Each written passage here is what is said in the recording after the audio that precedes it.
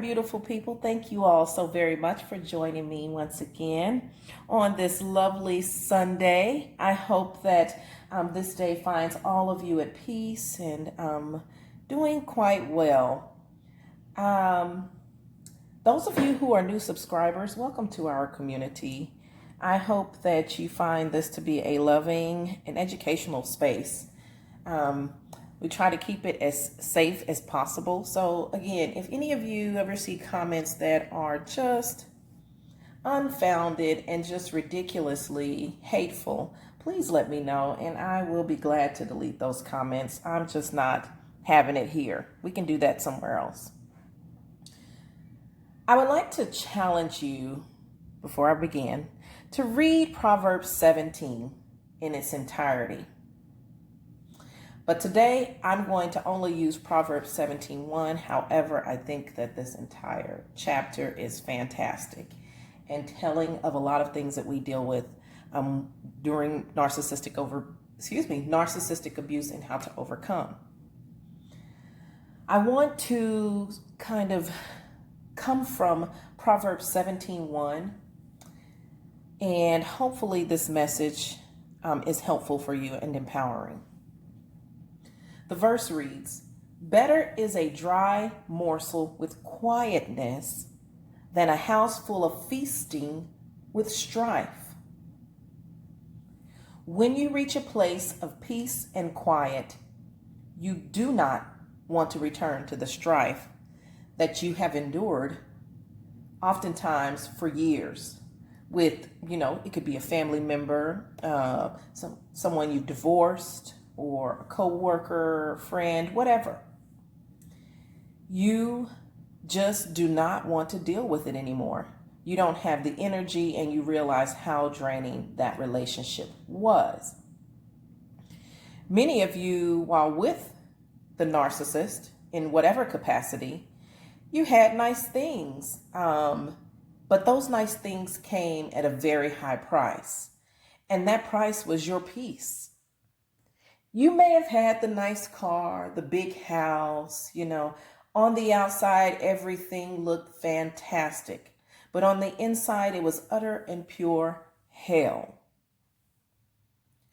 You now know that it wasn't worth it.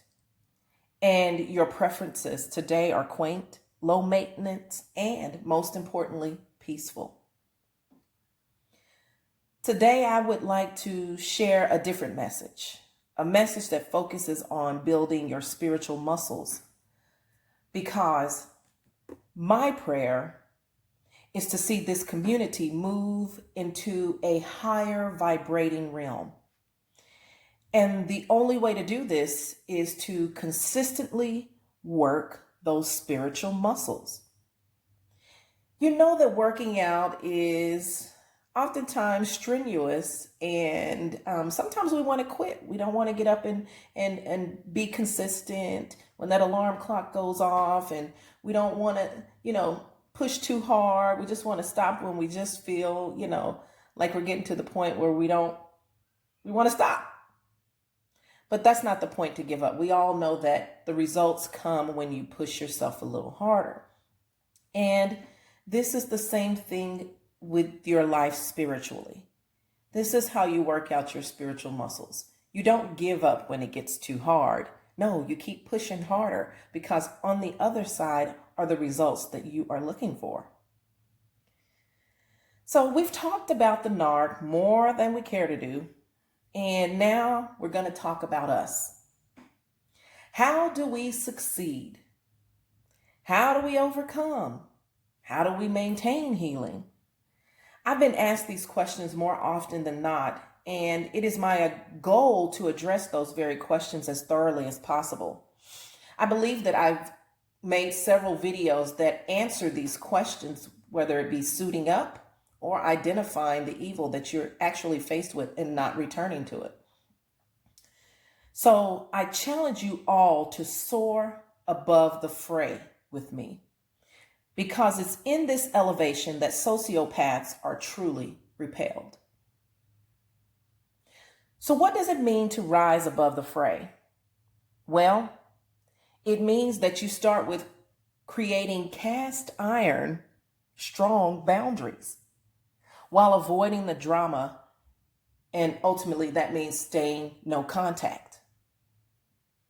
We all know that narcissists are very, very lazy creatures. Although they feel they deserve the cream of the crop, they're not willing to do the work to get the high vibrating person. So they then revert to either other toxic creatures, wounded hearts, or those who just have no knowledge of how evil someone in a meat suit can actually be. Every once in a while, good old narky has enough energy to grab a high vibrating and loving person. But that person will take them for the ride of their lives because that person's going to ask them questions that they can't answer. They're going to hold them accountable for behaviors that they're displaying. I mean, they're just going to go in on the narc. And the narc weakens when this happens. The narc really wants that person. They want to bring them down to their level and take them out because this would just be like finding gold or diamonds for the narc. But they can't do it. So the narc eventually jumps ship with this person. And these relationships don't last long at all, be it, again, friends, romantic, whatever. They don't last at all because the high vibrating person will just, keep shining that light and exposing that narc, and the narc will want to get away. So the high vibrating person will either leave or the narcissist, again, will jump ship. And this is oftentimes when they ghost that person, never to be seen again, as long as that person continues moving upward. Many of you are just good people who got caught up with a filthy demon while really making all of the right choices in life, but yet ignoring the signs, ignoring the red flags. You may have been brought up in a loving home with nurturing parents and had everything afforded to you, but then there was something left out. You weren't taught about the evil that's really out here in the world. And because social norms tells us that unclear signals are okay, we easily ignore the voice within.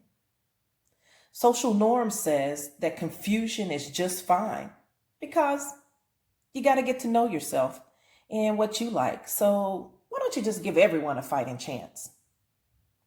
Or social norms will tell you maybe it's just you and you're overreacting and making a big deal out of something that it's not.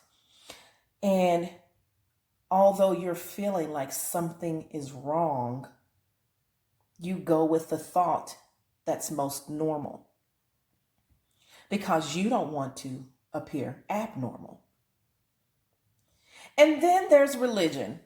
Many religious leaders encourage abuse because the leader is more than likely a narc, or he or she is just ignorant to spiritual realities themselves. Either way you slice it, social norms and religion can serve as a gateway to people who, if they were educated, would otherwise avoid narcissistic demons altogether. So because of these societal blocks and or hindrances, many of us ended up with a whole demon. And until we learn to trust ourselves, we'll end up with another one. It doesn't matter how much of the quote unquote work you do. It doesn't matter if you close up the wounds or, go to therapy consistently. If you don't include trusting yourself in this work, following the voice within in this work, and letting that voice be the end all be all, then you could be tricked again. Remember, the narcissist's ultimate goal is to collect souls. This is just a numbers game for the demon narc. They don't fight fair. A fair fight would be to come for the strong and knowledgeable. In other words, to attempt to take down someone who can smell and see the bull before it even enters the room. But no, their goal is to get as many to go to hell with them. I'm just going to keep it real, you guys. Their goal is to get as many to go to hell with them as possible. And this means doing what evil people do, to attack and take full advantage of the emotionally weak and or uneducated. Now, I don't mean uneducated by way of college degrees or diplomas or anything like that. I mean uneducated in awareness and spiritual things. Those who lack knowledge of what's really going on. The enemy throws so many obstacles in our way to keep us from tapping into spiritual messages that can truly equip us to fight against evil and win. And this is a trap that often works. Many times because so many of us were hurt by religious leaders. So this is the trap or the obstacle that the enemy puts in our way. Those religious leaders, those wolves in sheep's clothing, who were sent to bring confusion to God's people. But when we have the knowledge and know that God is not the author of confusion, then we don't fall for the gimmicks. We cannot be their prey because we know where there is confusion, there is not God. So when we did fall for this, we found ourselves running away from anything and anyone who speaks of spirituality as a lifeline and or the key to soaring high above evil. I'm sharing this with you because I too fought against all things spiritual. Spirituality for me represented pain because I was once so deep involved in Christianity and reading my Bible and praying and believing God's word to be true and following the leaders I thought who were great. And when that bubble was popped, I had to see everything for exactly what it was. But I was not equipped with the knowledge to fight against a long road away from where I needed to be. And so eventually I realized that I was taken away from where I needed to be because I depended on people to dictate my understanding of spiritual things, when they were actually no more equipped with understanding than myself. Many of them really thinking back were on a mission to derail my purpose, as most of you have noticed in religious settings. The road I traveled eventually led me right back to making a spiritual connection with God, whilst gaining a true understanding of the difference between the connection within that is real and the connection on the outside that is often fleeting, unbalanced, and many times confusing. Now I am determined to do things the way I feel God leading me to do, and what I feel like He's saying or speaking within. And at this point in my life, I also feel that anyone who does not like what I say or what I do, well, I can't help them. The message that I have is not for them, and that's okay. I have got to do, and you've got to do what is best for you. So I'll do me, and you'll do you. And together, hopefully, we can create an army, a force to be reckoned with. It's in this place where we repel the narc demon. It's this confidence and boldness found in God that causes them to run and hide. But please don't get too haughty when you get there. Because although they hide, they are always roaming about and checking in from afar. They're always waiting for you to make a wrong move in arrogance because they live the fall from pride every single day of their lives. Making a true spiritual connection to God from within is how you really overcome this evil. Let me say it again for people who send me this question often. I've said it several times on several other videos, and I'm going to say it again today. Making a true spiritual connection to God from within is how you really overcome this evil. If this is not a truth that you can accept, then there's nothing that I can do for you. Because this is not my truth. This is God's truth that I am sharing. This is the way that I believe. This is how I found my healing. Only God can help you to maintain your healing and to soar high. When you make this connection, you begin to heal any past hurt you may have or that you may have been carrying, and you begin to understand that you were created for a purpose, that your life is not one of vanity. This change teaches us to love other good people with compassion, while also noticing who is for us and who is against us. God will equip you with what you need if you are open to real change and real love. Some of you want to know, and I've been asked this question many times as well, how do I become a super empath? How do I know I'm a super empath? You know, everything about the super empath. Well, I use that as a title for someone who has overcome this abuse and refuses to go back to it. It stands up to tell their story and living their lives out loud to the best and living on purpose. Okay? So it's not someone who is above another person. It is an awakened being who is in touch with the power that they possess within. And here's the other part of my answer. You become a super empath by rising up, suiting up, and standing firm. There's a shift in power taking place because people no longer want to be victims. They don't want to be waiting on the side to be abused again, and they don't want to witness other people to be abused. And so many people are taking that power back, and they're helping other people.